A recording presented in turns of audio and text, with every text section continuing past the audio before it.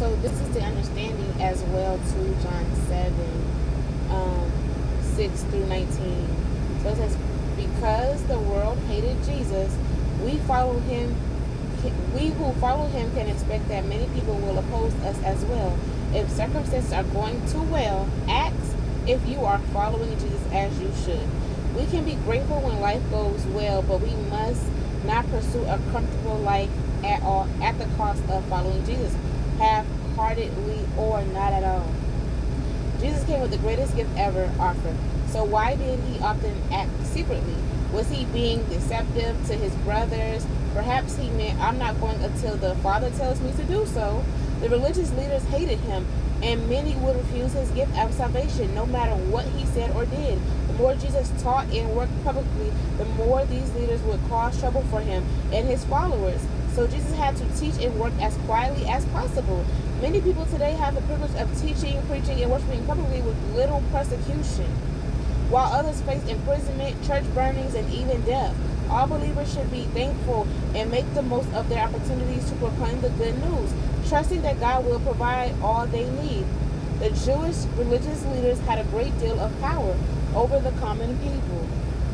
Apparently, these leaders couldn't do much to Jesus at this time, but they threatened anyone who might publicly support him.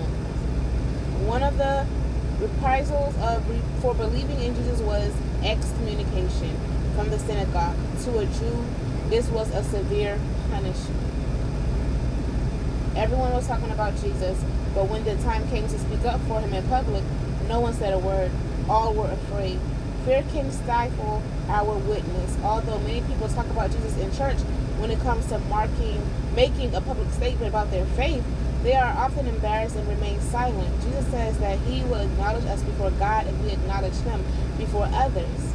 Be courageous. Speak up for Jesus and all he has done for you. Those who attempt to know God's will and do it will know initially what Jesus was telling the truth about himself. Have you ever listened to religious speakers and wondered if they were telling the truth? Test them.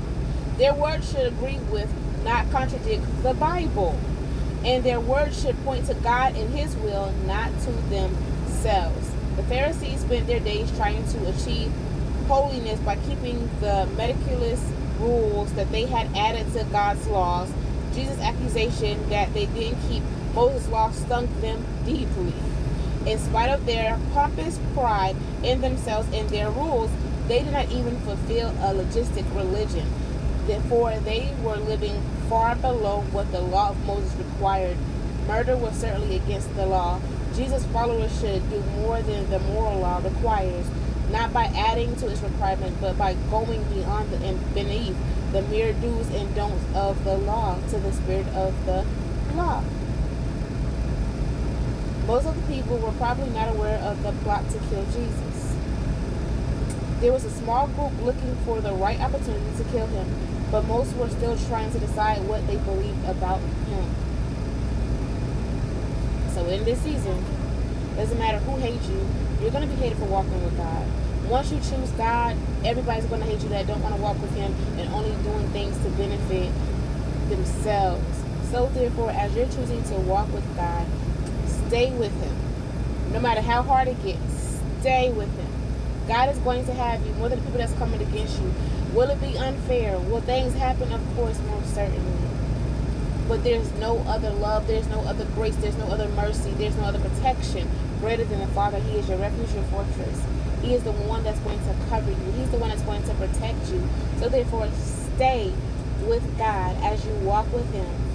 And as people are plotting and scheming against you, it don't matter. People were afraid of the Jewish law. People, like it says, one of the proposals for believing in Jesus was excommunication. There are a lot of people from the synagogue. There are a lot of people that don't want to be put out of church. But there are a lot of people that want to be put out places or groups because if I agree with somebody, then I'm going to be put out. So be put out. Be put out for doing what is right than staying for agreeing with something that's wrong. Stop leaving. Stop mistreating people. Stop rejecting. Stop misunderstanding. Stop agreeing with people who already chose to do wrong and who chose not to believe other people and who chose to mistreat God's children. There are leaders. There are people. But at the end of the day, bump the titles, they're people. There are people that will take their titles and their position. Like it says, the Jewish leaders had a great deal of power over the common people. So if someone knows they have power over you, or I got this over you, or I know a secret, I know that, they're going to use that. Now you choose a side. Don't choose wrong because you're scared of people. You better choose right and be scared of God and fear God. It don't matter who's plotting to kill you. It doesn't matter who's plotting, and scheming. God reigns. God is in control of all things. So in this season, you don't rush nobody. You don't allow nobody to rush you. You stay at the pace that God has for you in your life. You do what God asks you. Don't you dare rush us. Don't you dare rush us. You're going to have to talk about me. They're going to talk about you. Y'all going to have to talk about us. If you mistreat us, God's going to handle you. I don't have to worry about it. But God will have me do things secretly. God will have me move accordingly. God will have me moving strategically. God will play chess with our lives before he allows someone to play checkers with us. Okay? And while they out here plotting and scheming publicly, loudly, God moving behind the scenes. God sees all. He is the God. He is Elroy, the God that sees. You're not forsaken. You're not forgotten. Whatever you're going through, God sees you. So don't allow the churches. Don't allow people. Don't allow nothing. People on a job, in a workplace, nobody to discourage you because of their misery and what they're going through and their own insecurities and their own issues. Because that's all it is. All people do is project themselves because they got in the way of themselves, and some people God ain't using no more. God ain't taking the gift away, but it is what it is. In certain seasons, they're going to have to deal with that in that season and in that cycle. So in this season, trust God. Trust God that he has you. When God tells you to speak that, it's not you. Be honest with yourself in this season because God has you. God loves you. God is going to make sure that there is. And when it goes down to verse 20, the crowd replied, "You're demon possessed. Who's trying to kill you?" People will, why he look like that? People will literally, why is he looking like that? People will literally